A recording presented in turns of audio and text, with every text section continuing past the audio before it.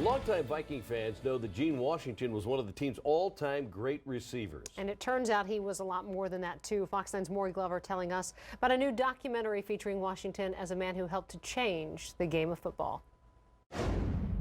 I'm very surprised and pleased about this. On both hands, Gene Washington wears his College Hall of Fame and NFL championship rings, but he still has a hard time grasping how he helped change the game he loves. I was very driven that I wanted to make a contribution, and I did not want to go back to Texas because of that segregation. Washington grew up in Texas in the 40s and 50s when black athletes weren't allowed to play at most colleges in the South. But in 1964, he was one of the roughly 20 African-American players drafted by Michigan State University coach Duffy Daugherty. Along with teammates like Bubba Smith, the Spartans won back-to-back Big Ten and national championships. Their success prompting many Southern colleges and universities to rethink their segregated policies. Slowly but surely, Southern schools had to integrate, even though they were resisting it.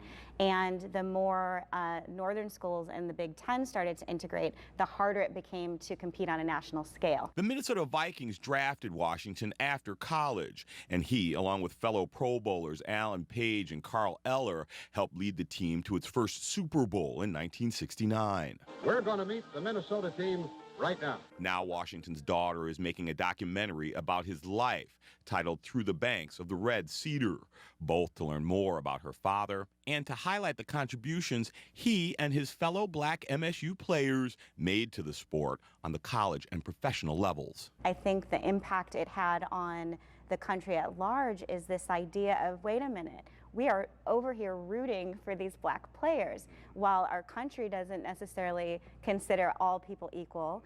The Civil Rights Act has only been, 2 years in existence, and I think it really changed the way people saw African American people in a way. And Washington wants to make sure history doesn't drop the ball.